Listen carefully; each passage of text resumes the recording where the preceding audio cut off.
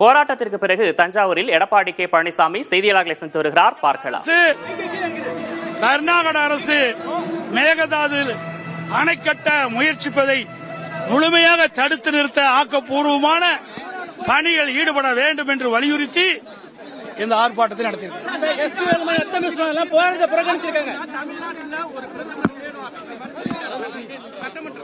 அவர் கனவு வாங்கலாம், அவர் கனவு தான் வாங்க முடியும். 100 நாள் ஆட்சியில மக்களுக்காக எந்த ஒரு புதிய திட்டமும் இல்ல. எல்லாம் ரீல் விட்டுக்கிட்டு ஆட்சி தான் பாக்குறோம்.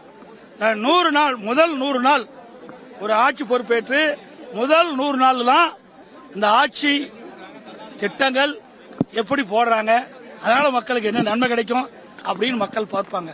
ஆனா இந்த 100 நாட்கள்ல இவர்கள் ஆட்சி பொறுப்பேற்றிலிருந்து விவசாயிகள் போராட்டம், அரசு ஊழியர்கள் போராட்டம், செவிலியர்கள் போராட்டம், மருத்துவர்கள் போராட்டம் அப்படின்னு போராட்டத்தை தான் பார்த்துக்கிட்டு இருக்கோமா ஒழிய இந்த ஆட்சியில மக்களுக்கான திட்டங்கள் எதுவுமே பார்க்க முடியல. இதுதான் இந்த ஆட்சியுடைய நிலை. அது மட்டும் இல்ல, இன்னைக்கு பட்ஜெட்லயும் சரி, வேளாண் பட்ஜெட்டிலும் சரி, ஏற்கனவே இருக்கிற திட்டங்களுக்கு பெயரை மாற்றி வெற்றி வெற்றி என்று பெயர் சுட்டினாங்க பாரு. இதுதான் இந்த ஆட்சியுடைய சாதனையா நான் 100 நாள பார்க்க முடியும். அதாவது திருமணத்துல சீப்பு ஒழிச்சு வச்சுட்டா திருமணம் தடைப்பட்டு போயிருமா?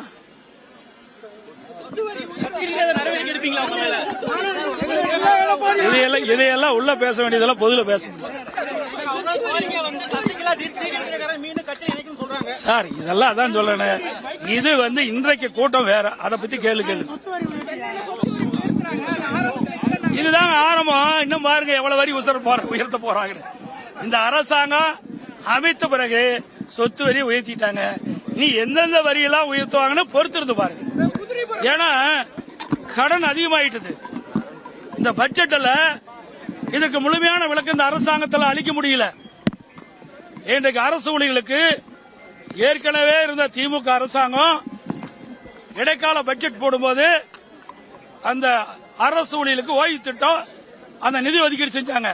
இந்த அரசாங்கத்தில் இவருடைய புதிய அரசாங்கம் தமிழக வெற்றி கழக அரசாங்கத்தில் அந்த நிதிநிலை அறிக்கையில, திருத்தப்பட்ட நிதிநிலை அறிக்கையில இந்த அரசு ஊழியர்களுக்கு ஓய்வூதிய நிதி ஒதுக்கப்படல. இது மாதிரி பல பிரச்சனை.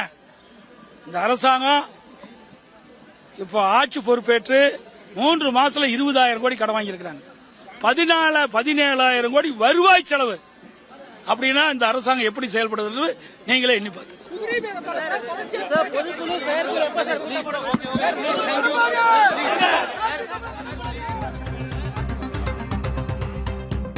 தஞ்சாவூரில் நடைபெற்ற ஆர்ப்பாட்டத்திற்கு பிறகு அதிமுக பொதுச் செயலாளர் எடப்பாடி கே பழனிசாமி செய்தியாளர்களை சந்தித்த அந்த காட்சிகளை பார்த்தோம்.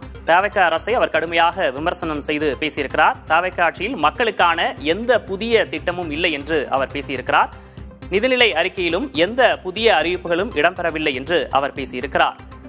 இன்னும் நிறைய வரிகள் உயரும் என்றும் அவர் தெரிவித்திருக்கிறார். தவிக அரசை கண்டித்து தமிழகம் முழுவதிலும் இன்று அதிமுக சார்பாக போராட்டம் நடைபெற்றது. தஞ்சையில் நடைபெற்ற போராட்டத்தில் அதிமுக பொதுச் செயலாளர் எடப்பாடி கே பழனிசாமி கலந்து கொண்டார். பின்னர் செய்தியாளர்களிடம் பேசும்போது பல்வேறு விஷயங்களை அவர் பகிர்ந்திருக்கிறார். 100 நாள் தவிக ஆட்சி ரீல்ஸ் ஆட்சியாக இருக்கிறது என்று அவர் விமர்சனம் செய்திருக்கிறார்.